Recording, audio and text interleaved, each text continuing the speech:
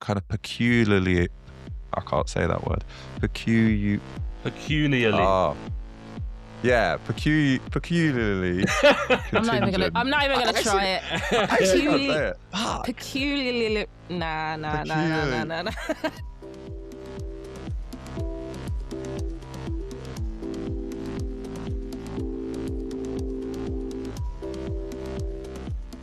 All right, and welcome to Life of the Party, a deep dive in everything to do with your party, the Green Left Party, a New Left Party, or whatever party we end up being a part of. I'm your host, Shanice McBean, and I'm joined by my comrades, Joe. Hello. And Jonas. Hello. Double Joe trouble. So yeah, this is going to be a big episode, guys. There's a lot that's been going on with your party, needless to say. And this episode is going to be all about that. But before we get into it, we are going to be in Bristol on Tuesday the 28th of April, doing a live podcast for Life of the Party on new parties and new politics. It's going to be at the People's Republic of Stokescroft. So if you're in the area, if you're in Bristol, come check us out, come have a chat. It's going to be lit. And also, as always, this podcast only survives off the back of your support, both your listenership and your cash. So give us your money. And you can do that at lifeoftheparty.uk. But without further ado, it's going to be a big episode on your party. So Jonas, what have you got for us in terms of news?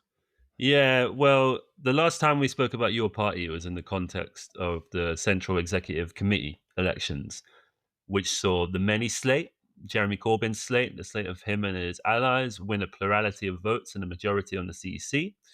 Since then, the party's fortunes, I would argue, have gone from bad to worse. So on Sunday, the 12th of April, your party released a statement which started with your kind of Orwellian invitation for all socialists to join your party. And at first glance, I read the email and I genuinely thought they'd been hacked. I thought someone had done a right number on your party. But as you read on, it was clear that it was a declaration that far-left organisations like the Socialist Workers' Party that we talked about last episode, the Socialist Party and others have been kicked out of your party. So this was a kind of reneging on the spirit of the dual membership motion passed at the conference in November, if not quite the detail of the motion passed. As well, it was a kind of effort by the centre to put a stamp on your party branches going forward, kind of nullifying the influence of far-left groups at the local level and saying, given a pretext of saying which branches are legitimate that we can engage in and which branches aren't legitimate that we shouldn't engage with. The day after, Monday the 13th, the entire existing interim Scottish Executive Committee, the ISEC of your party Scotland, resigned. This followed a mass meeting the evening before. Niall Christie, Scotland's CEC member for your party, issued a resignation statement that criticised the consistent disrespect shown to Scotland and Scottish members, with decisions being made without our input and on our behalf. They had a conference at your party Scotland in February in Dundee. Roughly 300 people turned up. Jeremy Corbyn was there. Zara Sultana was there. They ratified founding documents. They voted to support independence. They voted to allow dual membership. They voted to empower branches and regional assemblies to determine whether to stand your party candidates in elections or not. They also voted that your party Scotland should be a separate sister organisation. Sarah Bennett, who has reflected on this process in a recent article, has kind of compellingly argued that these decisions reflected both the constitutional question in Scotland, the question of independence, the question of the Scottish nation, but also that they reflected Scottish members' determination to resist being victims of leadership level fallouts in England and instead chart their own course. And your party Scotland often gone through a lot of the rigmarole that local your party groups in England and elsewhere have gone through, where membership data and funds were not made available to the ISEC, which effectively meant that the Scottish group had to go via the centre to contact members and ask for money to organise. And then the centre started bypassing the SEC altogether and contacting members directly, virtually rerunning a lot of the conference votes in Dundee. One example of this involved the question of standing in the Holyrood elections in May. The Your Party CEC also informed members in Scotland that a working group to take on the development of the party in Scotland will shortly be sortitioned. So a bit of a power grab, basically, in relationship to the activist base involved in your party Scotland. and, kind of just like an attempt to bypass the Scottish organisation and kind of reassert itself. And then I think earlier on the 23rd of March, actually, it's worth saying, the Scottish members received an email from CEC chair Jen Forbes stating, "We will also work at pace with members in Scotland and Wales to facilitate member-led strategies for the upcoming Holyrood and Senate elections. Members in each nation will receive more from us soon." What this really meant, again, was that there was a new vote being imposed, sent by email to the whole membership, allegedly, but bypassing this elected ISEC. The reason stated, and this kind of ties into this relationship about dual membership, was that the CEC is clear that decisions of this significance must be informed by the full membership, not informal regional discussions or WhatsApp groups. So in response to this, you have mass resignations in Scotland. You have your party releasing a list of councillors, lots of whom seem like relatively reprehensible characters, a group of landlords in Oldham, for example, who don't have the greatest of reputations. Some candidates standing in elections that aren't even taking place, such as in Stoke-on-Trent, which is always a laugh. So you have a members' charter, which is trying to pile pressure on the centre from the members, particularly from the left and your party, to open up the organisation and democratise your party. It's also a vehicle for bringing together members across the country who are dissatisfied and outraged with your party's direction. It also seems clear to me that this is a kind of, and I say this with no judgment, I think this is where we're at. This is a vehicle for bringing people together who think your party is not the right vehicle and want to build something else. You have the grassroots Your Party Connections Network, which has an event on the 6th of June, which brings together proto-branches and local groups. They've taken your party out of its name, so that's an interesting observation. They're just called Connections now. You have Organising for Popular Power, a tendency that I'm part of in your party, that at its recent weekender, which I'm really sad I couldn't come to, kind of distance itself from your party. And you have local groups that are either discussing, or like my own Your Party or ex-Your Party group in Stoke and Newcastle have already voted to leave and are building local independent organisations. For us, we voted to form the Bread and Roses, the North Staffs People's Community Coalition. So lots of people who are excited by your party have either left, bowed out, joined the Greens, formed local projects, or are staging kind of what it seems like one last fight before departure. The party itself polls somewhere between 0 and 1% after that brief high of 18% some time ago. And the project has just lost an incredible amount of goodwill and respect, I think it should be said. So like just anecdotally, I've observed like where I live that like, even those kind of most committed people who wouldn't have identified with the left in your party necessarily are drawing conclusions that this is done and that they're better off spending time on other ventures. But I think the bottom line, whatever kind of judgments we have, effectively the leadership of your party have won. And I think there's a question about whether they've won at the expense of the organisation itself. Thanks for that, Jonas. And I feel like for me the conversation now is what went wrong with your party and situating your party in that historical position, a project which had such potential and had such opportunity to leverage deep dissatisfaction with Labour, some high-profile individuals that could garner mass attention and mass support right from the start. And the question is how is that opportunity missed, and how did we end up in this situation where we have a husk of a party now with a strategy that might result in a few seats, but definitely won't result in being the dominant electoral force on the left in this country, and nor will it result in it being a force that does serious on the ground organising and has, vibrant branches full of people who are building themselves up as activists and like political people. That is just not going to be either of those two things. And as far as I can tell, I think the big debate, maybe you guys would want to frame it a different way, but I feel like most of the explanations and the analyses of your party that I've seen around, and we're going to do a lot more of this on the podcast over the coming weeks and the coming months. It's not going to be the only time we talk about it. But I feel like a lot of the analyses and the explanations tend to fall into two camps, either the structural or the contingent. So you'll have, people who will emphasize structural factors and will say, well, this was kind of always going to happen because it was either set up by politicians and politicians are going to act in a certain way, or it was set up by people from the Labour left and the Labour Party, and they bring a whole host of cultural practices and bureaucratism and parliamentarianism with them. And there's a lot of emphasis on, how these like structural forces shaped your party in a way that almost made this inevitable and made this kind of outcome inevitable. And then I think there's another argument, which is actually that what happened with your party was kind of peculiarly, I can't say that word, peculiarly.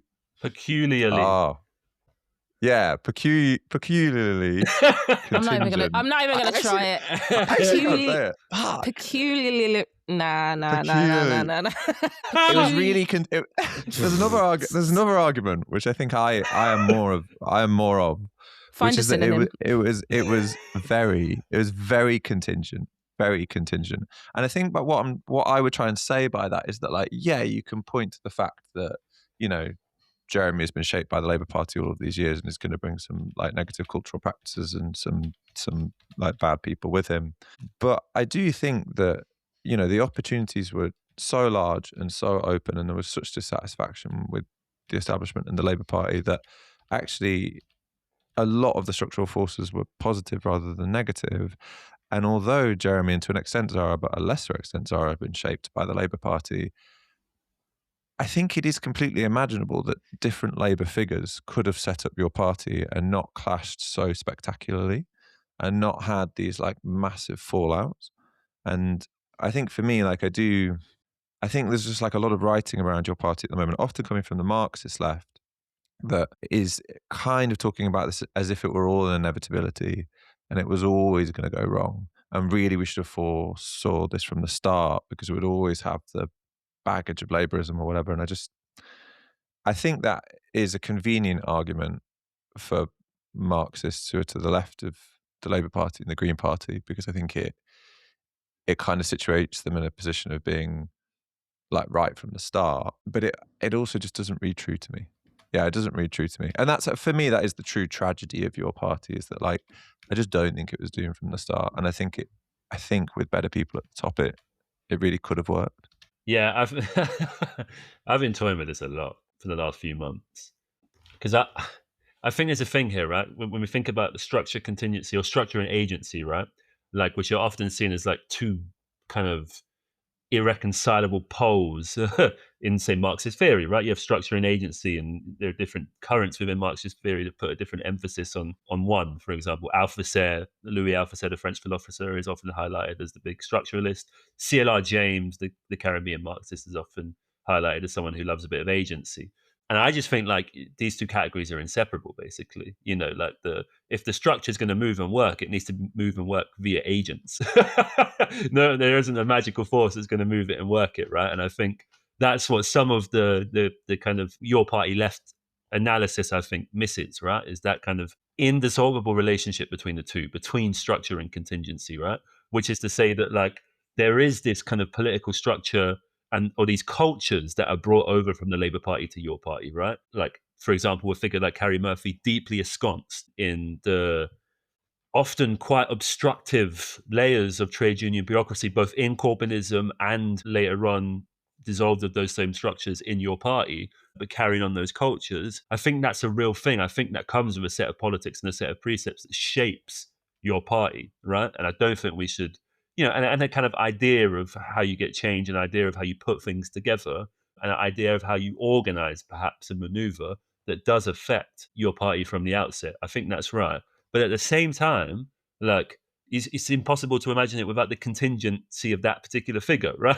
Like, they embody that structure, right? They embody that culture. And then you can say similarly for other characters, right?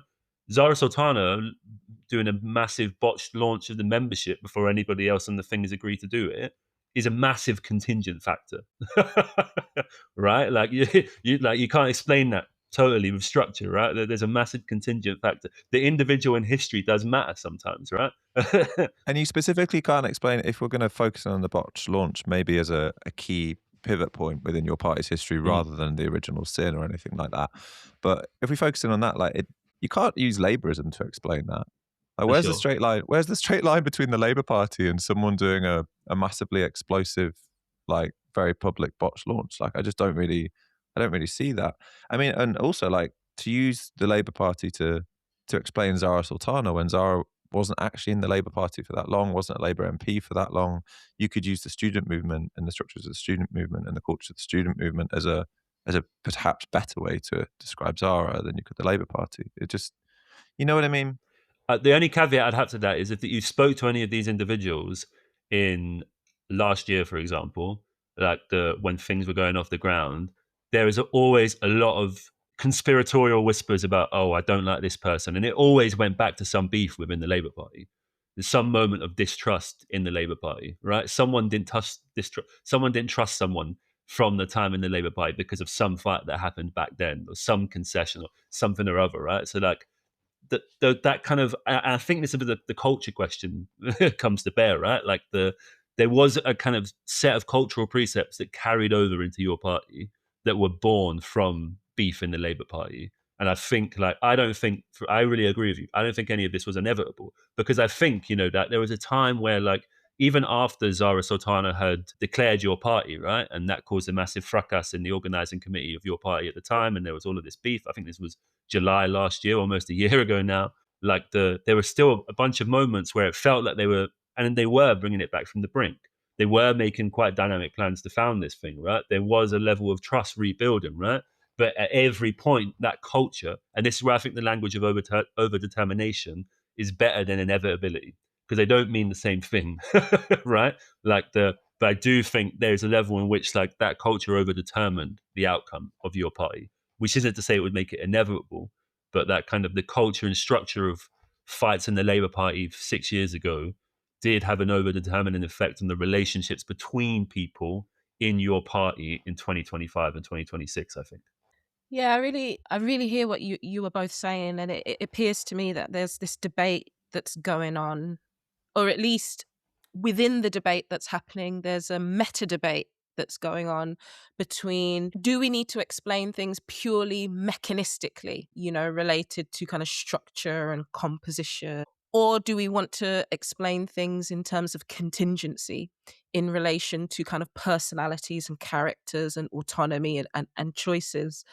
And, for me, some of the conditions that made your party possible still exist. So I'm thinking, for example, the end of the two-party system, or at least, the collapse or the historic challenge to the two-party system that British politics is currently going through, the decline and I think ultimately the death of the Labour Party as the expression of a particular form of kind of class politics, the collapse of the centre, and the polarization of politics to the kind of extremes of both the quote unquote left and the quote unquote right, but also kind of how that's expressing itself culturally, economically, politically.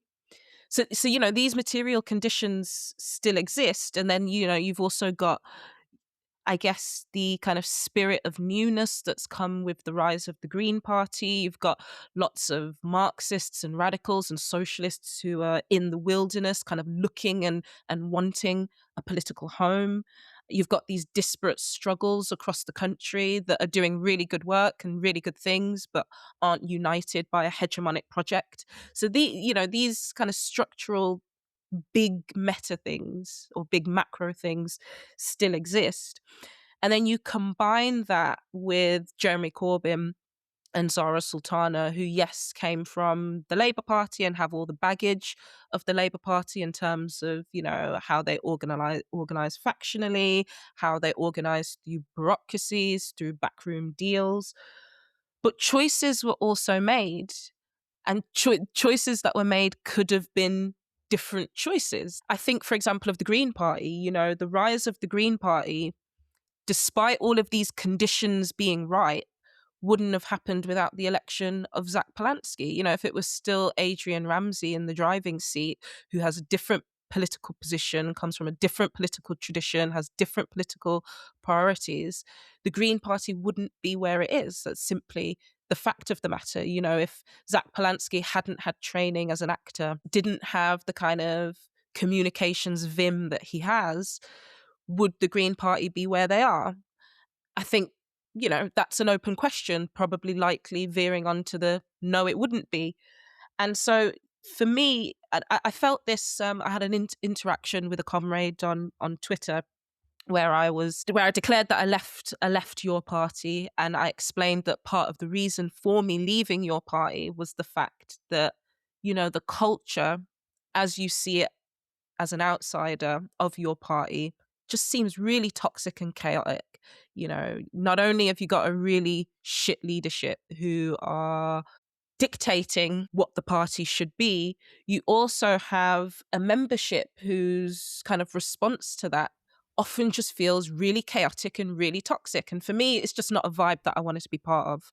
And a comrade responded saying, that's really apolitical. You've got to remember that actually all of this comes from the behavior of the leadership, and the fact that the leadership aren't creating room for debate, and that is kind of leading to things spilling online and leading to the debate being fractured and toxic. And while that's true, comrades, we're also individuals. We also make choices about how we present ourselves. We also make choices about how we interact with each other and relate. And while, we are constrained by our contexts and circumstances, we are not automatons. We are not simply just a product of the structures around us. Actually, we interact with those relationally. That for me is the core of Marxism, actually, rather than it being, this humans having this mechanistic relationship where we are determined by our circumstances and we are determined by nature. We interact with our circumstances, we change our circumstances and are changed by them. For me, that's the core of Marxism. I think the idea that simply composition and structure is the totality of the explanation of what went wrong with your party just isn't right. My final point on this is I've been re-looking at the Black Panther Party, because I think we often look to socialist and communist formations that kind of arose in contexts that are really, really different to ours. We're just going into a world war, or we're just coming out of a world war 100 years ago. And so I've been trying to look to kind of more contemporary formations to kind of understand the dynamics at play. And the formation of the Black Panther Party, I think, is really instructive, because it happened both at a time where structurally the composition of the class, the ebbing of the civil rights movement, the renewal of intellectual ideas around Black liberation and Black power were ripe. And also, Huey Newton, as an individual, was deeply charismatic, an incredible debater, really amazing at synthesizing ideas, and came up with this brilliant idea of arming Black people in California as a response to police brutality. And actually, without those two things, without the objective material reality and the contingency of Huey Newton as an individual, the Black Panther Party wouldn't happen. And I think we have to recognize that history is always a combination of the contingencies and the dynamics around us. Yeah, for sure. And I don't think any of this, or at least speaking for myself, I don't think any of this is to endorse the kind of like the liberal view of history as a telling of history through like great men often, or like great individual political leaders. And, like liberal historians tend to write biographies of political leaders, right? Because that's, they see individuals as kind of like coming into the world and then acting upon the world, but not having been like affected by the world or a part of the world, as it were. And, obviously that's not the view of history that we're trying to endorse, I don't think. But yeah, I do think it's just completely clear to me. It's just completely clear to me that the individual deficiencies of certain people in the leadership were just like a massive determining factor within your party. Just to come back on something else that you said, Shanice, around the reaction that someone had to you leaving the party, because as you say, like the vibes are just off and it's not a place that you want it to be. Like I think that is illustrative, I think, of another dynamic within your party where, yes, it was the case that you had a certain factionalism the leadership and the people around them adopted that had been practiced in the Labour Party, and then that was brought over into your party, and that was one of the things that contributed to all the big public fights. But I also think from the kind of Marxist left that was in your party, you have a kind of a reification of an excitement around struggle within the party. Like I've read this in a couple of things. It's like you prefigure the struggle in society by struggling in the party, and you struggle in the party through having a democratic party where you argue it out as part of factions or whatever. And the DSA, the Democratic Socialists of America in the US, are often held up as like this amazing contemporary example of people who do that. And I just think it's a bit. It's just, no, it's not crazy. I won't quite say that. I just think it's kind of out of sync with how most people want to spend their time. You know, like I think there's a very, very small minority of people in this country, 0.00001%, who love sitting in long meetings and arguing about motions and, like quote unquote struggling in the party. I assume struggling against the couple of other thousand people who like basically agree with you. But like most people just don't want to spend their time doing that. Most people want to spend their time in spaces that are generative and convivial and based around things like food and, like getting to meet people that they want to meet. And that's how most people want to spend their lives. And it's not to say that, the struggle's always going to be like that. It's obviously not. And it's going to involve lots of hard work and sacrifice and all of that, which can have incredible meaning attached to it, which again, like really can draw people in. But I just don't think that like the struggle in the party is that for me. And I think that's just to emphasize that like we put a lot of the blame at the doorstep of the leadership, or we should say leaderships really, because Zara and Jeremy are not the same thing and they exhibited different characteristics. But I do think there was this kind of like grassroots left, I don't mean that associating specifically with the slate, but grassroots left Marxist, quite maximalist current within your party who, reify the struggle and doorstep Jeremy for not being sufficiently anti-Zionist. And you know what I mean? Like, and see the process of party formation as one of composing a maximalist program and then assuming that once we have the correct program, everyone's just gonna turn up and come. And I just think that grouping of people within the party also brought with them a lot of bad practices and a lot of things that weren't healthy for the party at all. Yeah, and I think another thing for me is just affect and aesthetic as well.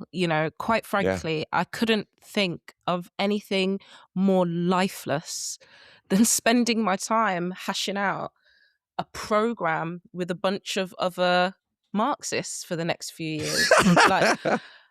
And regardless of whether that is important work and whether actually the argument is there that we should do it, I can't think of anything more sourceless. And again, to think of the Black Panther Party, what they did was they identified a revolutionary agent, the Black lumpen proletariat, and they produced, and I'm not saying they just sat down in a room and just produced this. I'm not saying that at all. Obviously, there was lots that was going on contextually, materially, as well as the contingent factors.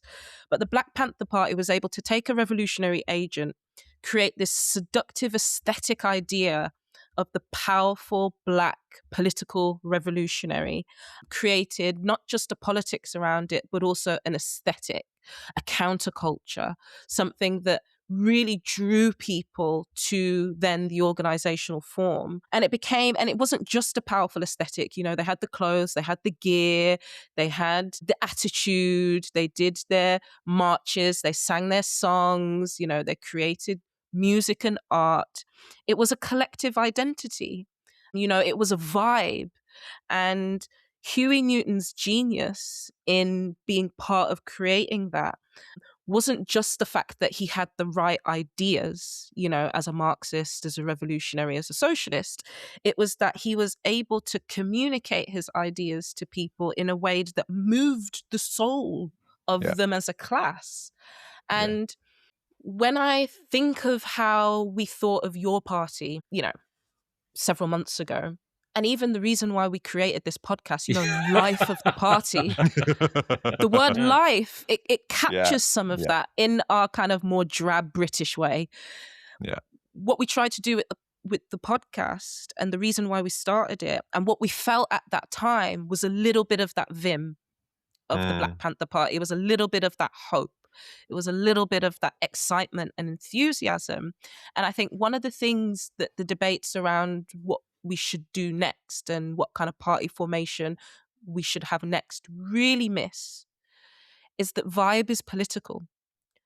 that, you know, how people spend their time and where people put their money, people make those choices not based on an idea being correct.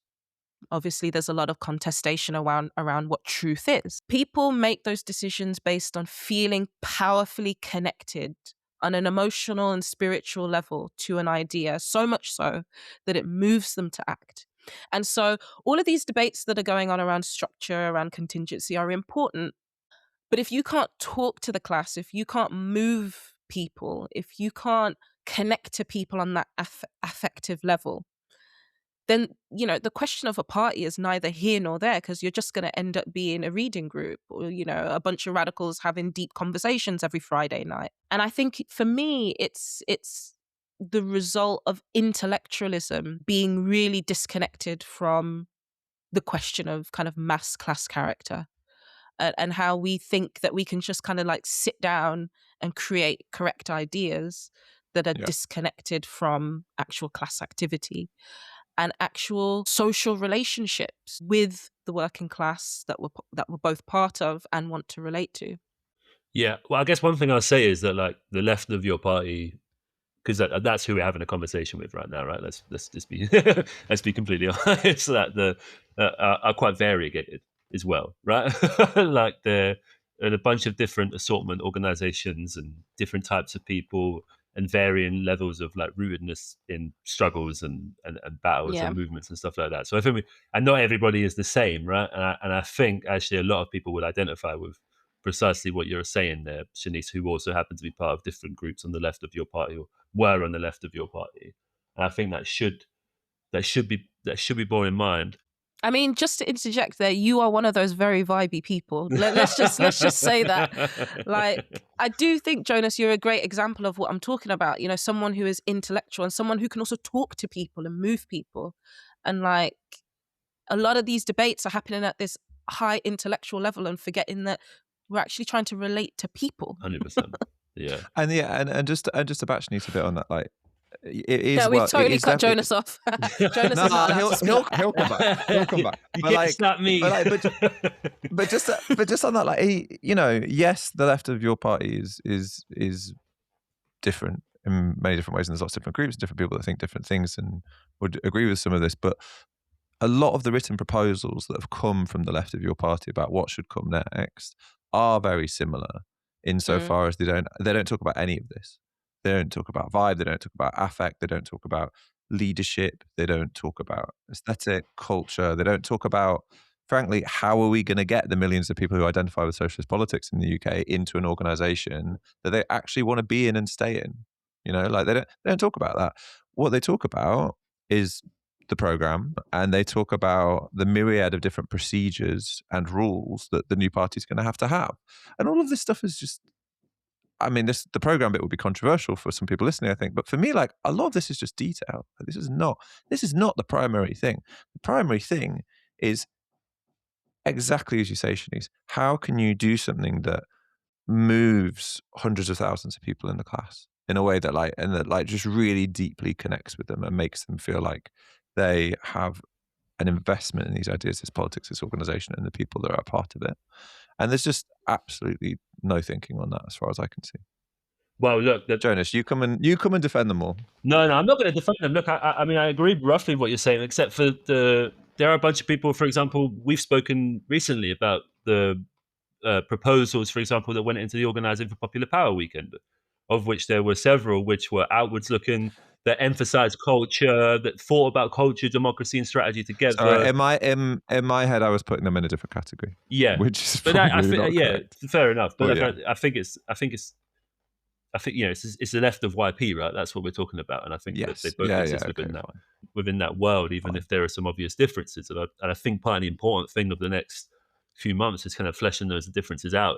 If the left of YP is going to become anything in the future, because, you know, look, you can, like, the contingency of the individual figure, as we've talked about, is really important, right? We've done with that, and its relationship to the structure is really important. So that's the question of Corbyn being a bad political manager, having a bad judgment when it comes to the people that he keeps close around him, and Zara Sultana making bad political decisions that push him further into that bad corner, right? Those two things mashing together also represent a structural problem, right? Which is our over dependency on elected political figures contra an actual organized political base in the class, right? Like that's a real historic tension there, right? But then I wonder, like, I guess, like, because there was a clash right from the beginning. And I'm just trying to think on the hoof here, but there was a clash right from the beginning, right? Which is that we had 800,000 people in your party sign up to the initial list. We had this democratic process that was going to be rolled out, which I was excited about, where you'd have these big regional assemblies that people would come to, and they'd flesh out what the party would look like, right? Now, some of that would have been outwards looking about like what we stand for, what we want to do, that sort of stuff. But some of it would have been highly tedious stuff, like the stuff we're saying is a bit sourceless, right? And that would have been precisely some of the stuff that a lot of the Marxist left would have got excited about. and I do think there's a question there about the relationship between culture and democracy, that even if I think the right or the center, if you like, of your party is ultimately responsible for, mostly responsible for, the feels like I just felt there was the fact that there would be a clash on that sphere always to me just felt like it was going to be the case. Not back then necessarily, but once the wheels started going into motion and people started articulating their expectations of what your party could be, your party became a big floating signifier, right? Everybody wanted it to be something else, right? Or lots of different things. Like, such was the opportunity. And I just feel like basically that process, there were some flaws in it, basically, about, and like how that process would be ironed out between these different competing set of expectations about what your party would be. And I do think like there is a basic question here, which is kind of historic question on the left, I think, about like thinking about democracy and culture together, and not just thinking about them as two separate things, but thinking about them together and reconciling them and making sure both have source to use, both have vibe, right? Like and that they're effective, right? That the democracy is effective and that the culture has source and that they work together. And I guess one of the things, and this goes back to the conversation about the YP left, is because I'm not worried about the YP Centre. I'm just not that interested, right? It just doesn't interest me, right? The people that govern your party now do not interest me, right? I don't think they're going to be a serious political force for the next 5, 10, 15 years. I just don't, right? But but in talking to in thinking about comrades on the left of YP, people who have left or are on their way out or whatever, I think it's really important that we have that question of culture and composition and outwards lookingness in relation to the question of democracy, right? Because if we just have the question of democracy and procedure and program and protocol, then I think we're absolving ourselves a little bit of a bunch of cultural questions that I think came up over the last 6 months that your party left were not always great on. Not every bit of it, but like where there were bad cultures on the your party left as well. Nowhere near as bad as the cultures on the your party centre. That were coming down from the top, that we focused most of our ire on over the course of the podcast over the last 7 months. But I think, like, if you want to build a new project, however you want to build it, whether you want to declare a new party or whether you want to have a staging process towards building a new party over the process in the next 5 years, I have my doubts about all of this. You have to think about democracy and culture together. And in order to do that, you have to have some reflection over what went bad culturally in your own organizations over the last 7 months. Yeah, I agree with that. There's a couple of things I want to say. The first is that there's a contingency that we don't talk about, which is that I know a lot of really good people who are intellectually sharp as hell, who are rooted in movements, who have deep movement experience, who are charismatic, who could talk the talk, but who also don't step up in like really key times and really key moments. And I'm thinking of those early days within your party where we were having debates around, who should like run for CC elections in the future and, who should step up. And I think there were a lot of people that could have stepped up that didn't step up. And I'm not going to name names, but I think that is a contingency that we need to just reflect on. There's a lot of talent that just kind of, stays under the surface on the left.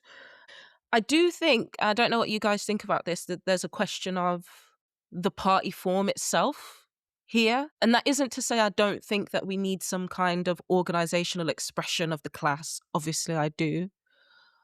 But, Assad Haider, for example, makes the argument that if you look back to, previous communist and socialist and revolutionary organizational forms, the concrete material reality existed for those parties to emerge.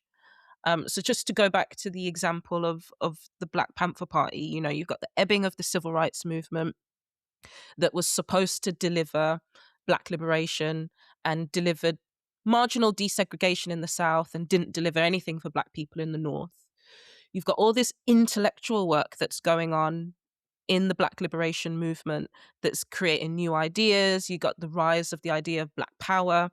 So you've got the material conditions and you've got intellectual renewal. And the rise of like a counterculture. And then you've got a section of the working class, in this case, the US Black lumpen proletariat, who were untainted by the historic organizational defeats of other sections of the working class at that time. And so you really have the ripe material conditions for a new formation to emerge, both materially, politically, and in terms of kind of affect. And I think of kind of where we are now, as in April 2026, not where we were 6 months. Your party exists. The Green Party exists. These processes are playing out as, fractured and contradictory as they are. And so is the right question for us, what new party do we need? Quite sure it is. And I think of going back to Assad Haider, what he did say was the concrete conditions for, a revolutionary organization, like the revolutionary organizations that we've had previously, like the mass parties that we've had previously, might not exist. But maybe we should kind of flip the script and think instead, okay, what kind of intellectual work do we need to do? What kind of experiments do we need to do? He calls it kind of the laboratory of organizational form. What mass knowledge formation do we need to be experimenting within to kind of generate the ideas that we need to cement an organizational form that's fit for the here and now? And so maybe there's something instead of focusing on the party form, how do we create the right party structures? Maybe instead we should be focusing on how do we create mass intellectualities? How do we create mass knowledge? How do we create processes and contexts and experiences where people are coming together on a mass scale to share ideas, to hash things out, to debate, to form new theories, to try them in practice, to learn from them, to, generalize the experiences of the class as they exist. And some people will say, well, that's just a party. But I'm not sure. I think there are lots of ways of doing kind of knowledge formation that don't just exist in a static party form. For sure. And I may have a hot take on this later in the podcast. Who knows? But yeah, I really hear that. And on my recent holiday, I had another crack at reading Deleuze and Guattari, as I have tried to do many times in my life. I obviously failed because I was on the beach. Reading who, sorry? Deleuze and Guattari, they're like the French. Is that how you say it? Or have I said it wrong? No, I'm just poking at your pronunciation. I don't claim. The nice thing is I definitely think that's Deleuze. Guattari. How do you say it? Guattari is totally right. That's totally right. I don't know about Deleuze. I think it's just Deleuze. I think it's fine. But I'm totally here for Shanice's I don't know. I'm not going to pretend to put a French accent on. I'm never going to get the French words right, and I take pride in it.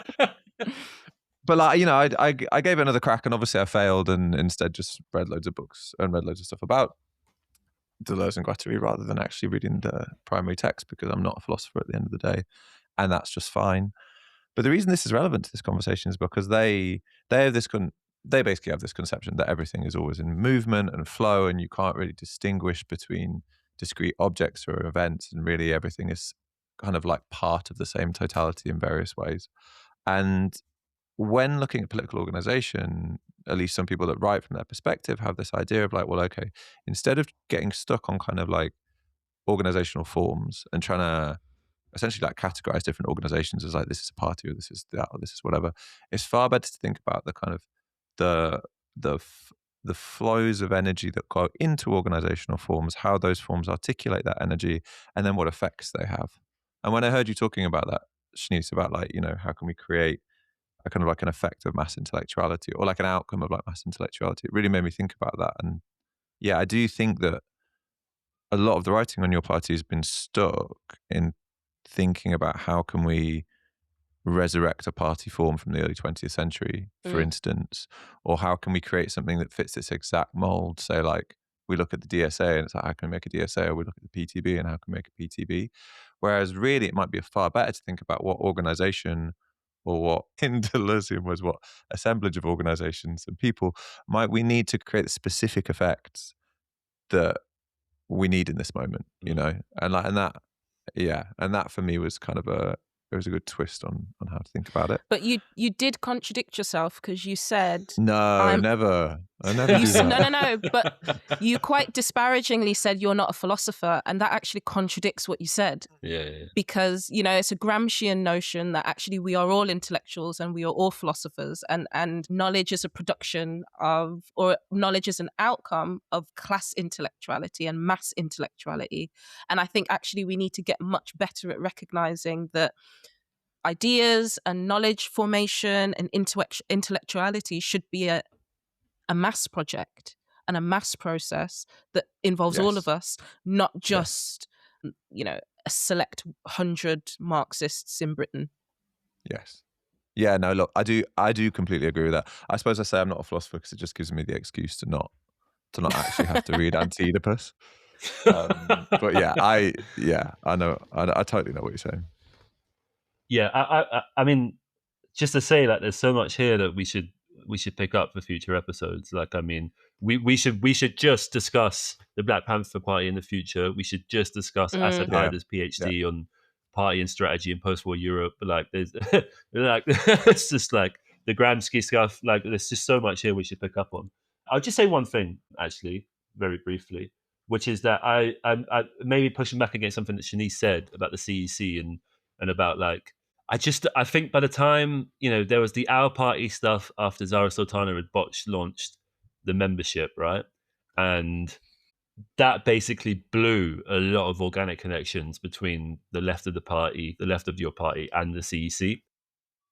Because that was a kind of principled attempt to rescue things from the kind of deep pits that they were going into.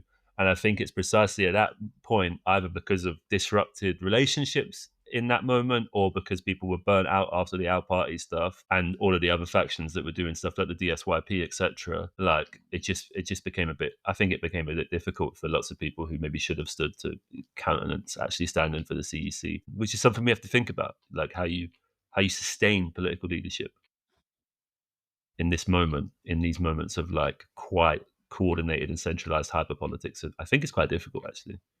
And also just on that question of leadership, there's the broader context, which is that, you know, in an age where we all have social media histories and where leaders are put under incredible levels of intense scrutiny and also just attention, where, you know, your image can go from being only seen by the people who are around you to suddenly being seen by millions of people across the world.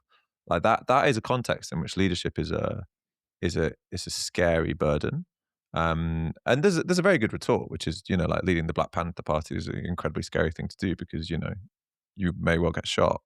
And you could say that's a bigger risk to take and it's a bigger burden than what we have now. But nevertheless, we have to, I think, have an orientation towards leadership and which is one of, I think, like support and understanding that it's just an incredibly hard thing to do in a visual culture and in a digitized culture. Like it's just very, very hard. And I sometimes think when we've defaulted, by we I'm meaning like broadly the radical left, have defaulted to kind of anti-leader horizontalism, there has been an underemphasis on just like the difficulty of leadership, the necessity of visible leadership, but the difficulty of it. And I think the point that you make about the Black Panther Party. I mean, I've heard that argument so many times, right? Like, why can't we do this because they did that back then? And actually, the reason why Black Panthers felt they were able to step into a form of political agency whereby they might get shot is because they were literally part of a global movement of millions of people that were rising against, the war in Vietnam, patriarchy, harassment of gay people, as well as the kind of struggles against police brutality and struggles against segregation. And they felt buoyed by the power of mass action. And, I've been part of movements where, you feel like revolution's around the corner and therefore you feel you can just do anything. And that's a very different context to the one that we're currently in, where we're, after decades of defeat, a decade and a half of austerity, the defeat of Corbynism. It's a very different context. And, I suppose that is where the question of leadership is somewhat structural. And because the types of leadership that you get that emerge from that kind of context is really different to the types of leadership that you get that occur after, you've just been in the throes of a civil rights movement and you're thinking, actually, that wasn't Black liberation. Well, how do we create Black liberation? It's very different.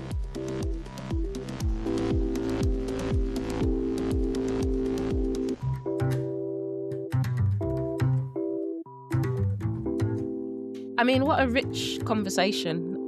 It went in lots of great directions. What are you guys laughing for? Oh, it's just like the fake roundup's hilarious. Hang on a second, that was a rich conversation. It was. Yeah, to be fair, unlike last time, the conversation actually took place. Exactly. Yeah. Sorry, go on. For those who don't know, Joe did some pre-recording for us while he was away, and you're out of me. I am sorry, yeah, because it's just bants. He had to speak to things that hadn't yet happened, and it was just so funny. But that was actually a really rich conversation. I think went in lots of directions that haven't been part of the debate so far. So yeah, thanks for that, folks. So Joe, leading off of that, you have a hot take for us around what the fuck do we do next? So hit us. Yeah, I don't know how hot this is, but let's go for it. The hot take, unsurprisingly, is that the Green Party is not going to be enough. Actually, whatever happens with your party, it's probably not going to amount to much. We could pronounce it dead if we wanted to use that language. It's not the case that everyone should just join the Green Party and just throw their time in with the Green Party, even though I think that is a very worthwhile thing to do. And for people who want to do that, they definitely should. And I think there's a bunch of reasons for that. The Green Party have a massive opportunity. They obviously have this massive electoral opportunity, potentially surpassing Labour, potentially becoming, the left-wing electoral organisation in the UK. You can see this with the council elections coming up. You can see it happening in by-elections. It's incredibly exciting. And that's like a very positive trajectory for the UK left. It is also the case that the Greens may well, and most probably, if they end up in government, will end up in coalition with Labour. It's very likely that Labour will replace Starmer with a centre-left leader. Andy Burnham's the most likely. Zach has already signalled that the Greens would work with Burnham in various ways. It's not often been good for more left-wing formations to end up as the junior partner in a coalition with a centre-left government. That has often destroyed them in various ways because their voters are not so keen on the compromises that have to be made when in coalition with a centre-left party in government. So all of that to say is that, although the trajectory is very positive and exciting for the Greens electorally, there are also some kind of electoral barriers as well, and electoral obstacles to overcome. But it's also to say that the Greens are now fundamentally an electoral project. And although there will be some organising done as part of the Green Party, especially in areas where, say, council elections are happening now, and then there aren't going to be elections for a good many years or until the general election, they are just going to have this kind of gravity of electoralism just pull them back into that orbit. And they're going to have a good excuse for doing so because they have such a huge electoral opportunity. So I think that's what's going to happen with the Greens. That said, we operate in this broader context of what you call mass disorganization across society. So we've talked about it on the podcast before, but it's this idea that kind of social infrastructure, community, associative life in the UK, but across the West, has just been degraded and destroyed for decades, in part because of deindustrialization and neoliberalism, in part because the development of communication technologies, which just, isolate us, individualize us, keep us at home alone, watching television. And it means that we live in this society now which is more fragmented, more disaggregated. People see themselves more often as individuals rather than as part of collectives or communities in various ways. And this expresses itself on the communal level, but also on the political level too. And it's interesting to note that, say, the Labour Party, it's at its height under Jeremy Corbyn, had 500,000 members. The Green Party has surged to 200,000 members. But all of this pales in comparison to the Tories in the 1950s, who had 2.8 million members. And this is it's just a way of showing that, like, we used to live in a society of essentially like mass organization, both political and non-political. And we now live in a society of like mass disorganization and disaggregation, where we live these more lonely, individualistic lives. And I actually think this is not just it's not just a kind of a trend of work or politics, but it's also a trend of secularism too. Rising secularism has also just resulted in kind of like communal bonds and communal institutions where people used to experience collectivity and conviviality degrading and becoming like less attended and less important in people's lives. Now, like, various people have theorized this and talked about this in different ways. There's a guy called Peter Mayer who's often quoted on the left, and he talks about, governments now like governing the void, as it were. So there used to be this thing called society, and now there is just like the void with loads of aggregated individuals in it.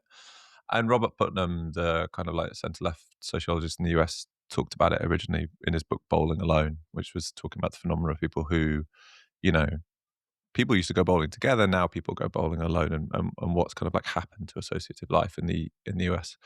And the reason I'm giving all of this context is because, and we've talked about this on the podcast before, but it's because any left project in the UK or anywhere really that's going to attempt to transition to socialism in some way, to move beyond capitalism, move beyond capitalist logics and dynamics, is never just going to achieve that through getting into government and pulling some policy levers. There is not one big policy lever in Whitehall called socialism, and you pull it and then it's done. Neither are there a series of policy levers or a set of policy decisions that MPs can just make and then we start to transition. It's always going to be this process of struggle, both before getting an insurgent government elected, but also during that government too. And there would have to be like high levels of popular support, popular organization, and popular mobilization to defend any left government, to keep any left government honest to its, like politics and its principles, and to ensure that any program was in any way pushed through. It's this idea that power doesn't just reside in MPs and, elected representatives, but power resides in society when working class people are actually like collectively organized in unions, renters unions or workplace unions or clubs or associations or social movement groups or whatever. So, like this mass disorganization that's happened both politically but in broader society is a massive problem for the left if we're actually serious about achieving what we want. There's also this other trend, which I think is very, very relevant, that sits alongside mass disorganization, which Anton Jaeger in his new book, Hyperpolitics, calls hyperpoliticization. So it's this idea actually that since around 2008, there's actually been this massive spike in protest activity, turnout in elections, and political assassinations too. And he has this idea that because we live in this intense moment of crisis, and this crisis that we see every day on our social media feeds or whatever, it's a sense that people are thinking about politics all the time. And everything is assigned a political value. There's this great quote in there where it's this American journalist saying, everything has become political, from what sports you watch, which celebrities you like, to which brands you buy. And I think that was most evident maybe in one of the BLM uprisings where, you ended up having companies responding to BLM and responding to the politics of the moment in this kind of like big way. So we live in this age where like everyone is kind of politicized, but also disorganized. We have relatively small political parties and small political organizations in terms of membership. But you can go out and almost talk to anyone about politics, and people don't just say, "Oh, I'm not interested in politics." They will have views, and they will have seen stuff on social media. And I think there's a consequence for us here organizationally when thinking about what should the radical left do, what should the revolutionary left do, or what should the left do that's not inside the Green Party. And it's the fact that there are just millions of people out there in the UK who either have the politics of a socialist or a communist or a radical, or identify as such, who are politicized, primed, angry, like pissed off, frustrated, but whose political contribution at the moment is, I don't mean this in a judgmental way, but it's essentially low value because people are sharing on social media, they're liking on social media, they're commenting on social media. That's like, the political activity that they're doing. And all those people exist out there and can be activated into a more high value form of political activity. We can get them into unions, we can get them doing organizing, we can get them setting up, social infrastructure. We can get them doing useful stuff that's rebuilding this kind of like associative cultural life that I was talking about. And I basically think that is the gap for any, I don't want to say party, because I think we fall into a trap of trying to think about like what it means to be a party rather than like the things that actually need to be done. But I think the thing that needs to be done for whatever organization comes out of your party is to relentlessly focus on all of these millions of socialists who are highly hyper politicized but exist in this context of mass disorganization, and work out how to organize them, basically, and work out how to get them to an organization that gets them active and doing stuff and base building and providing the foundation for, like any socialist government that may come about, be it Green or anybody else. And I think to finish the take, I think there's some good ways of doing that and there's some bad ways of doing, or rather some good ways of approaching that problem and there's some bad ways of approaching that problem. I think some of the bad ways we've already talked about in the news section. Like I think there's often a real intense focus on like the program and the procedure and the kind of like the detailed rules of like the party or the organization. I actually don't think those things are particularly important, or they're not the first things that you should start with. I think there's a romanticization of previous historical forms, such as communist parties of the early 20th century, that just like they existed in a moment of mass politics. They didn't exist in a moment of mass disorganization, but hyper politicization. And that difference in context is just incredibly important.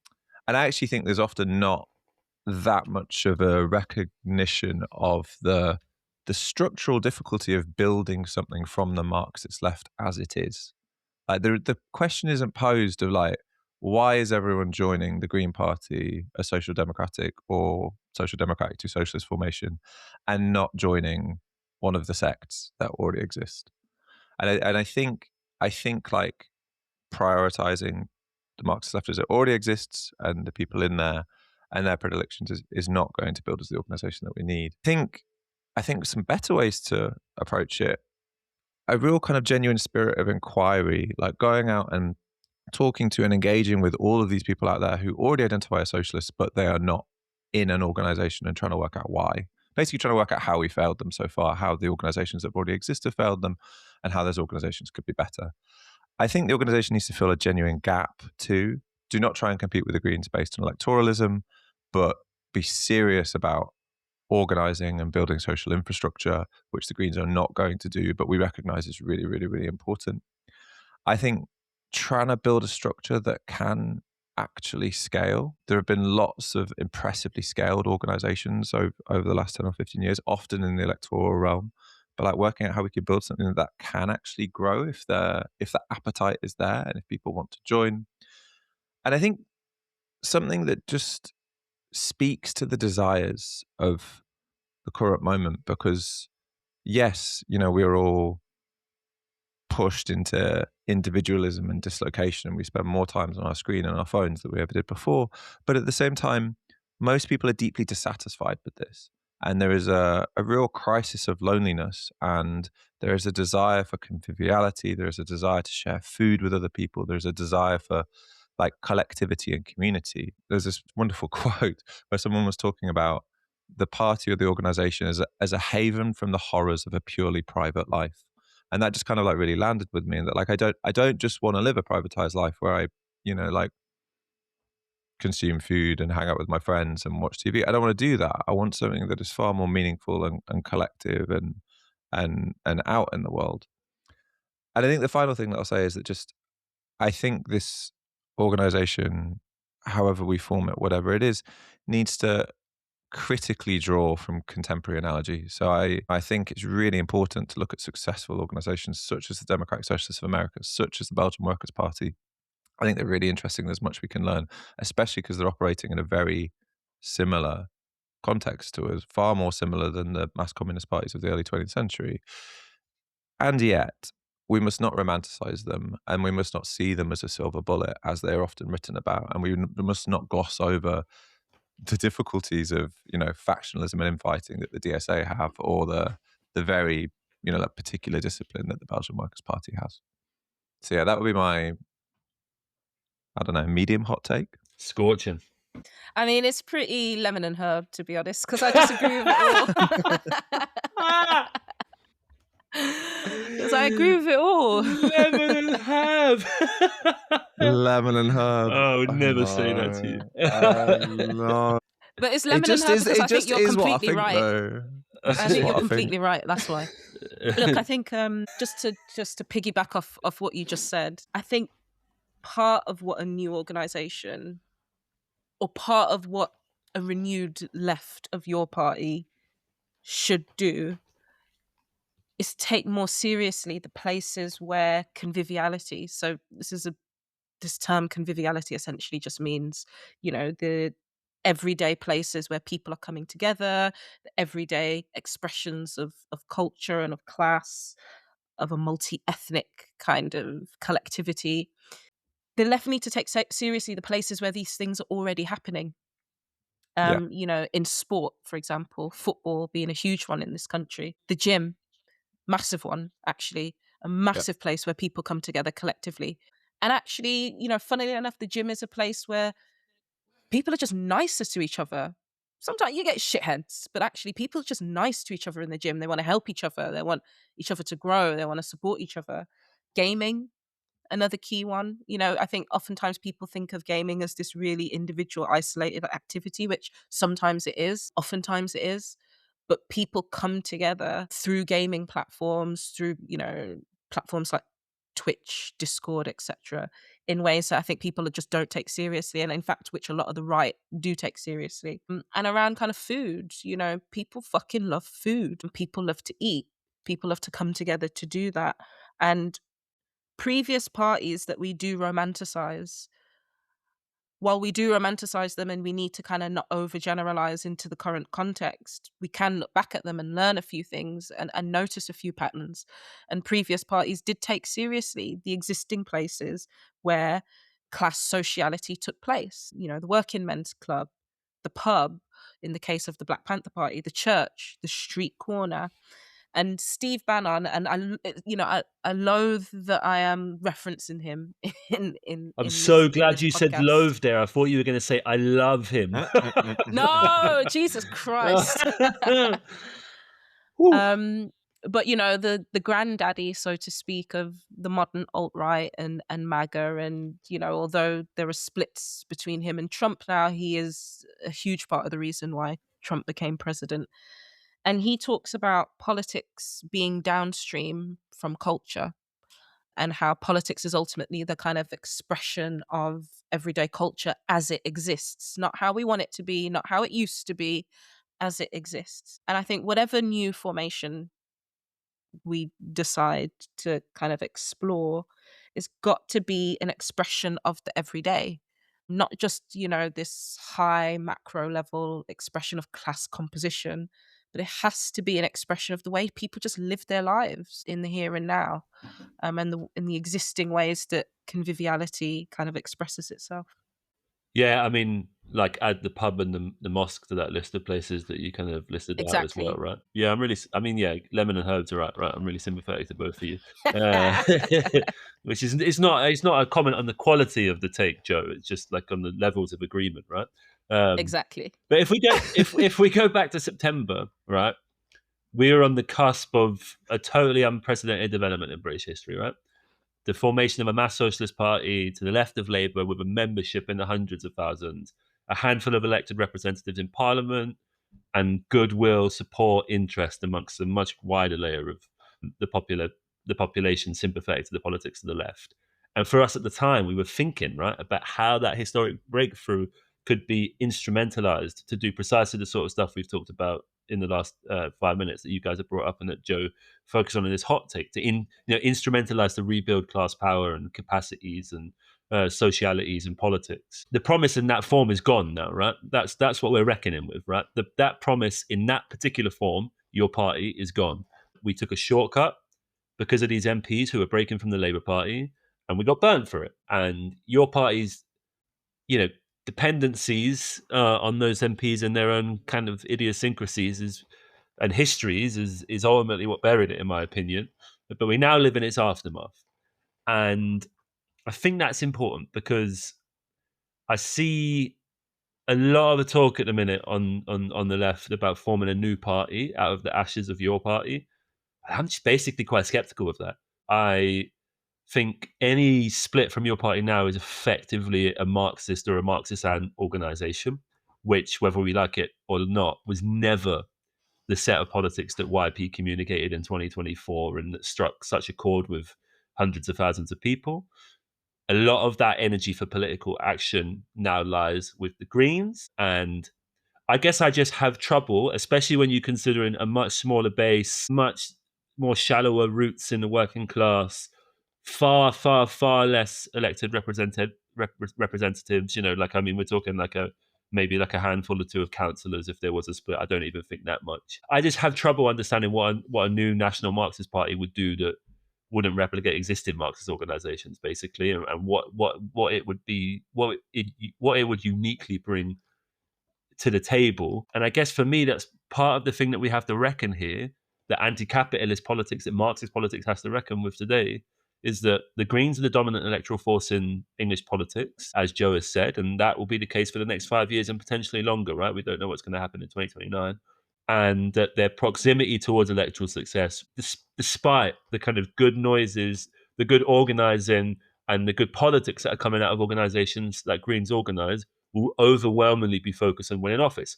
And, this is important because if you live in London, where I think the polls are probably underplaying how well the Greens are doing, there's a good chance that you'll be living under a Green council in a couple of weeks' time, right? We talked in the last episode about Green efforts to find a principled route out of administering austerity, but conditions aren't massively favourable towards the left in those environments in history, let alone in the present circumstances where the pressure of kind of neoliberal lawfare against left administrations, against Green administrations, is going to be huge.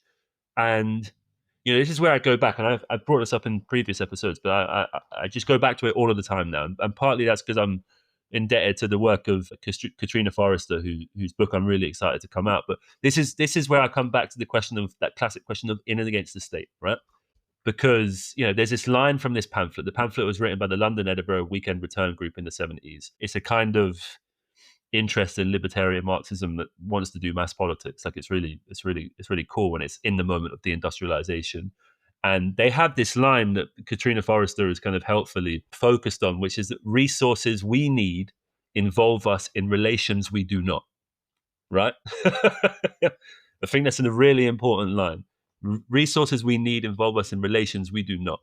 And I just think there's a bit of a reality here that the people doing the in the state bit, getting elected into office, can't, won't, and shouldn't be the same people doing the against the state bit, right? and I think that has to be a lesson that we draw pretty sharpish as the Greens' proximity to power gets closer. That position of being surrounded within the state apparatuses is far too fragile to also be the sole locus of activity against state forces, against the right, against your political opponents. And I think this matters because we are in a moment where we're going to see pronounced social struggles. the cost of living is going to massively increase across the next 6 months as the Strait of Hormuz continues to be closed. We're looking at an El Nino summer of like global heating on an unprecedented scale, and that's going to massively increase prices. And I guess one of my concerns, right, and I just want to be clear, this isn't like an accelerationist argument, right? This isn't like I want the Greens to lose so that the real radicals can do really well kind of argument, right? I want the Greens to do quite well, actually, because I think we'd all be better off for it. But I think that requires an ecology, right? We've talked about this in the past. Because like as all of these struggles emerge, the Greens aren't always going to be the force that's able to capitalize on that, because their proximity to power is going to be different as the years go on, right? And as they win elections and they win councils and they become kind of more deeper rooted in a parliamentary culture, and if they potentially enter into government in 2029 or thereafter. And I think at that point, it's really important that you have this ecology of people who are willing to be,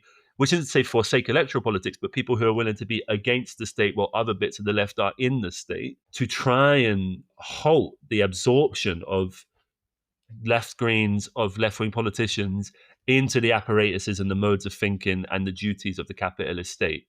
And because I'm really worried about that, basically. And I think like there's this other question here, which is that like, Joe, you talked about like connecting hyper-politicization. There's this hyper-politicization, and there's this also this decomposition of political communities, right? And both of those things are happening at the same time almost. And I guess part of the job is trying to work out how you connect those two a bit, and what kind of mode of politics connects those two, and like what kind of mode of politics is fit to both do that long-term base building work that builds a sense of political community, but that also has a sense of like, you don't know what the fuck is around the corner.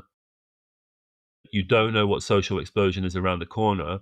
And whilst you're building organizations with a sense of like habit and habitus, like you're also you also want to build organizations. Someone actually told me that I shouldn't say this word because it freaks them out, but I'm going to say it anyway. You're also trying to build organizations that are supple, right? That are flexible.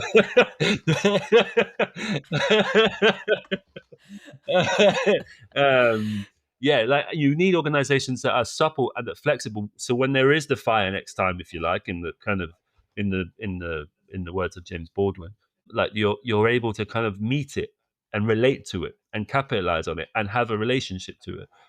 Because I think we have to be flexible, and I think we have to build bases. Like I think everybody just has to try and build a base, right? Like because I think we have to be in a position where we are clear that there is, in the situation where the left enters into office, a force that can also countenance or be a backup and at some point be against those people who are entering into the state trying to put through a left agenda but can't always, because the state is this big humongous force that doesn't like radicals going into it and doing radical things, or even sometimes not so radical things, right? like rent controls. They're not that radical really, but they're really important. I can't even express to you how much I agree with that. but also just how poignant I think this point is, actually, because we talk about wanting to have an analysis of, and I use we as in kind of the broader we, as in the kind of the left. We talk about wanting to have an analysis of the class as it is, its composition, both demographically but also politically. And I think what you said there is really starting to take us into that direction. And particularly what you said around there needing to be a part of the left that's doing the work against. And I think that can't just be passive, it has to be deliberate. We have to understand ourselves as being in a context where the Green Party is likely to take power in various different forms, whether that's kind of in local elections and potentially even at the kind of national level, and that we need a part of our movement that is ready to work against both the state and also potentially even the Green Party itself, if that needs to happen, if that's what we need to do. And we have to understand ourselves really actively and deliberately as playing that role, and as part of an analysis of where we actually are on the left, not where we hope to be. Because oftentimes there's this, I think, on certainly the left of your party, this ethical aversion to doing any intellectual work that involves considering the Green Party. And oftentimes this kind of ethical aversion comes from, oh, you know, the Greens are liberals, or they're pro-capitalist, or they're pro-NATO. And so we're just going to abdicate even factoring in the Green Party into an analysis of where the left is, and where the class is, and how the class is composing itself. Whereas if you look at Gorton and Denton, to take the Green Party out of the picture of the political composition of the working class in Britain today and how the working class is starting to express itself is anti-intellectual. It's just, you know, completely abstracting yourself from the reality as it exists. And so connected to this, I think, is also the fact that, and again, Jonas, this is why kind of what you're saying is just so pertinent to where we actually are. If we look back at movements that have taken place over the kind of last couple of decades, particularly post austerity, we've had lots of really powerful movements that have had no long lasting organizational expression in a hegemonic project that is driving something forward, right? And that has been one of the most significant deterrents to the left's success. So take, for example, the Black Lives Matter movement, in some ways more significant than even the civil rights movement, both for its global expression. It happened everywhere in the world where there's Black people. There was a Black Lives Matter movement, and its fermentation kind of in the kind of broader population. So if we look at Britain, the Black Lives Matter movement represented the most significant and biggest protest since the abolition of slavery. That's huge. That's significant. It's historic. But you fast forward 6 years and you don't feel it anymore. How does that happen? How does it happen that a movement that was so big in scale, that was so significant, you don't feel it in the day-to-day anymore? And I think it's that question of organizational expression and the kind of lack of a hegemonic project. And so we have to see ourselves as almost resolving this huge contradiction. You know, a new organization has to be able to connect in not, and I don't mean connect just kind of geographically, you know, you've got these things that are connected in one organization, but also connect politically these struggles that are happening, these disaggregated struggles that are happening, and translate and express them as a single hegemonic project. So we've got these two things, I think, that we have to consider, this duality of, number one, the Green Party is happening, whether Marxists like it or not, whether you have an ethical aversion, to the Green Party or not, whether you're moralistic about who joins and who doesn't, it's happening. And so we have to relate to that. And then on the other hand, lots of things are also happening alongside that. And how do we kind of bring those together into a force that can be powerful enough to do the work that we need to do, of kind of both holding the Green Party's feet to the fire and also moving towards socialist transformation, which I think is sometimes the thing that we sometimes forget, which is that we're not just trying to create organizations for organization's sake. We're trying to usher in a new society. We're trying to make our lives better. And how do we keep that at the root of whatever new project emerges? Yeah, and just to riff on that, like I really go back and forward on this, but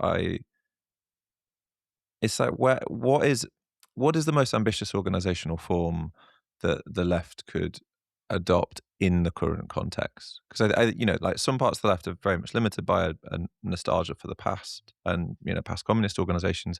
I think I've been kind of like limited by, you know, a nostalgia for the associational life of social democracy. You know, like I'll look back and I'll be like, oh, working men's clubs. Or, you know, the story that my dad tells me about how he used to go on holidays organized by his dad's trade union, where they book out like half a train and they'd all go to Skegness or whatever on the train, and you know, like stuff like that. And I'm like wow, like it just sounds amazing. And at the same time recognizing that like we're not going to bring all that stuff back because the context is just massively different.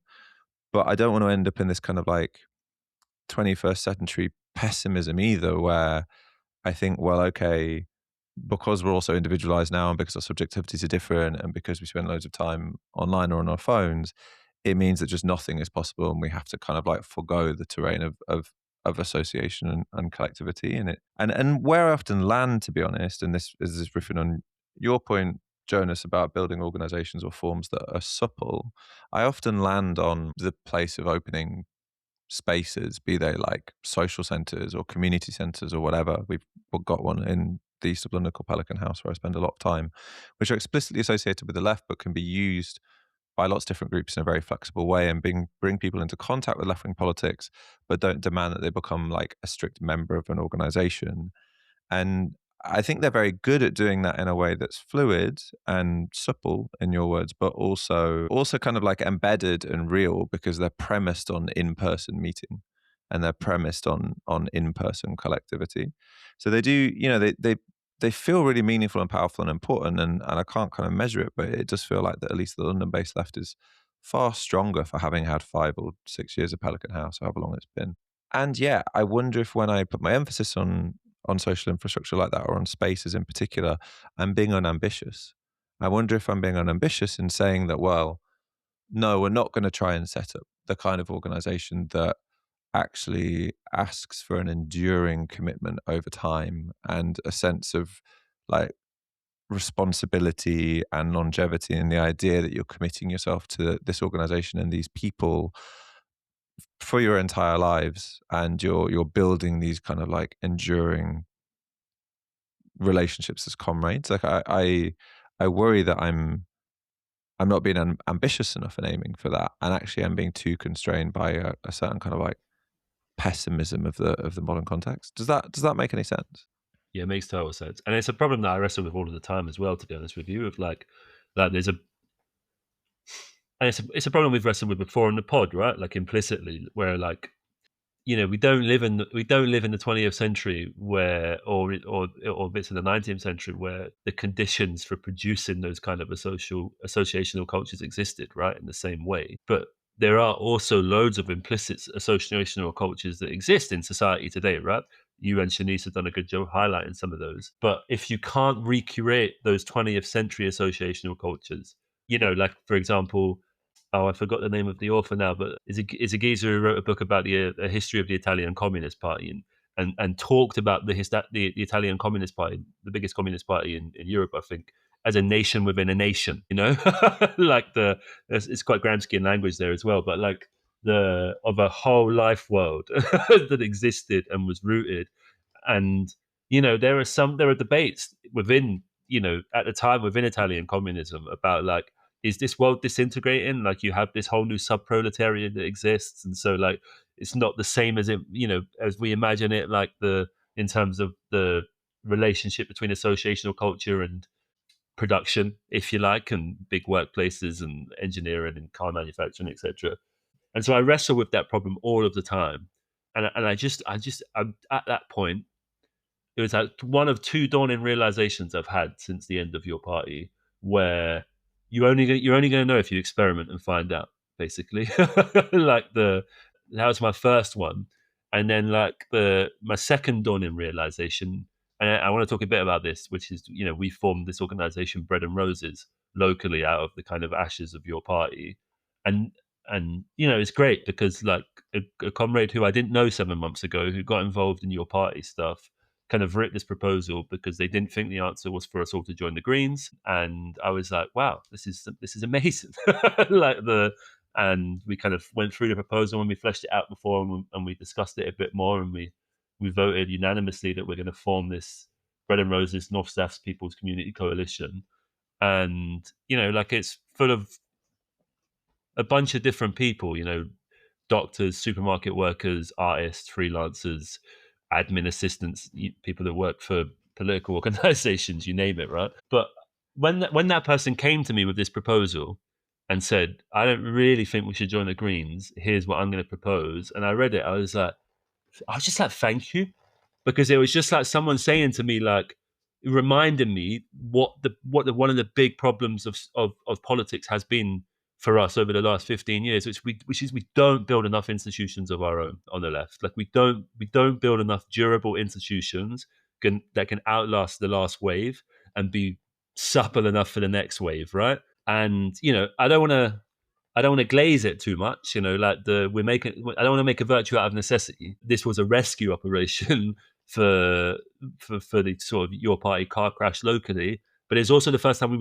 we felt fresh and excited about what we're doing. And yeah, like we still want like a mass socialist party, but at least for me, there's a recognition that that's probably going to happen. It's probably going to look at, sidebar, some people think the Greens might be it, and that's a legitimate position to have. I don't think I agree, but that's a debate that will keep on rolling on. But the formation of a mass socialist party, I think, is probably going to look like a slower, ground up process of splits and fusions and assemblages of like different local and various forces that will have a relationship, will be tied in some way to big kind of eruptions in the class, like struggles that emerge that galvanize people and that radicalize people.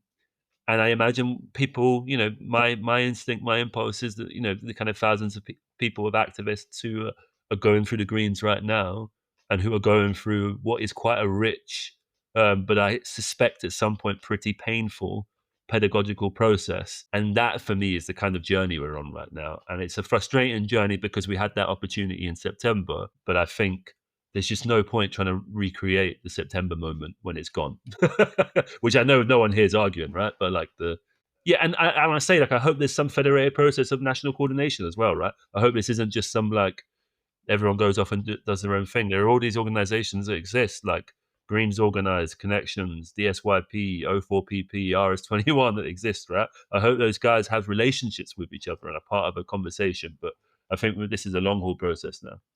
I like how you acknowledge like the concept of energy as well, and like how energy is part of how organizations come to form and express themselves. Your party came off the back of the solidarity movement for Palestine, of the huge energy that has kind of been building for years around that wanted to find organizational expression, and that energy was there. It was capitalized on, not very successfully, and it dissipated. And, in some ways, we've got to now do the preparation work intellectually and in terms of, holding together individual socialists locally in preparation for the next burst of energy.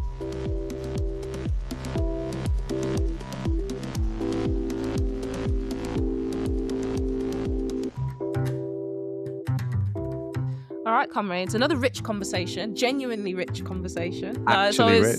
Yeah, it's great talking to you about these things. So yeah, thanks for that. And yeah, great hot take, valuable Joe. for everyone. I thought it was low quality, mate. No one said low quality. I quite like lemon and herb. I know. Shall we rename our hot takes to lemon and herb takes? To be fair, I think most of our hot takes have been lemon and herb takes because we do. They really have. We do agree with each other an awful lot, unfortunately. I think the only hot take we've had is probably the Zionism is racism motion. That one we actually had some really good debate and discussion, but all of them have been like at best mild takes. Yeah. For sure. So onto our readings for the week. Joe, what have you got for us? So I've been reading Hyperpolitics by Anton Jaeger. So yeah, we talked about it a bit earlier. It's an essay that he wrote for I think he started it as an essay in the New Left Review a couple of years ago, and then he wrote a bit more of it in the Tribune, and he's put it together as a book with Verso. And yeah, I won't go over the thesis as I obviously talked about it earlier. I rate Jaeger's work as a kind of like a popular, an academic trying to work at a popular level, talking about like party and party form of politicization. He also wrote a book on the populist moment in the 2010s. I'd say that I really enjoyed the book and I really enjoyed his writing. I'd say that maybe if I got a criticism of the book, it was just a bit of a victim of delayed publishing schedule, just in that it missed newer developments such as, surge into the Green Party or the kind of like the renewal of Die Linke in Germany, or a bunch of other examples where actually like, maybe you're not seeing the kind of like the level of organization that you see in an age of mass politics, but you are seeing some countervailing trends to the kind of disaggregation of hyperpolitics. Oh, and also Zoran Mamdani, which like is not mentioned in the book, but who is such a hyper-political figure and actor and says so much to that thesis. So yeah, I definitely recommend people read it. But yeah, there's just like, I think, a little bit missing for me. So this week I've been reading Layla Khalili's Extractive Capitalism, How Commodities and Cronyism Drive the Global Economy. And it just feels quite present with everything that's happening with US imperialism in Iran, as well as other global developments. And I think what is really interesting is how she takes really key commodities, oil, sand, bauxite, and humanizes them. So you really get the stories of the kind of workers behind those commodities and how exploitation drives global economies, but also kind of the more human stories behind that exploitation and the human tragedies of capitalism. So yeah, I'd check that out. I think, oftentimes when we talk about the war in Iran, for example, or we talk about US imperialism, these are stand-ins for really huge processes that are affecting millions of people in quite, horrific ways. I think Layla Khalili's Extractive Capitalism helps put the faces to the processes. Jonas, what are you reading? Well, I'm not just saying this because I've written a book about class, but this year is like really shaping up to be quite an exciting year for writing on class. Like there's a lot of books, like left-wing books, coming out about class this year, and I'm kind of steadily starting to make my way through a lot of them. And I've begun with a zine. It's a zine by Lottie LS, published with Red Herring. It's called An Economy of Starlings, and it's just like, it's a really wonderful 30,000 word essay on class composition in Great Yarmouth, framed as a kind of class politics in the land of Rupert Lowe. And it's a really remarkable snapshot of class life in the area. It's full of super provocative insights that I don't always agree with, but that are like, I'm still thinking about now. Really cool analysis, lots of cool psychogeography and like sort of ecological thinking. And it's just beautifully assembled. There are maps and photos, and it's just great. I really recommend it. Amazing. Well, thanks so much for listening, everyone. And I will just say, this podcast has got to where it is because of your support. So please do things like, rating our podcast on whatever platform you listen on, sharing the link with friends, sharing it on social media. All of that stuff really, really helps.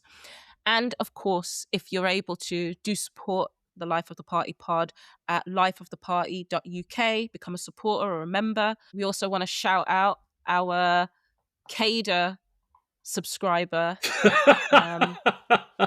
Michael. I think there might be more now. I just haven't checked.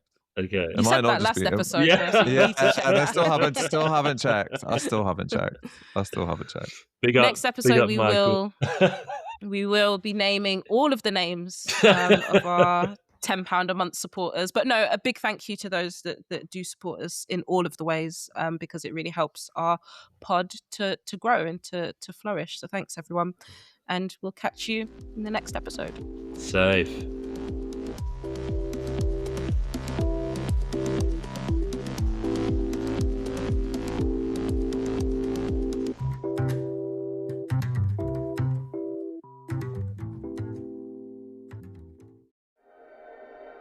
This is an Ampersounds production.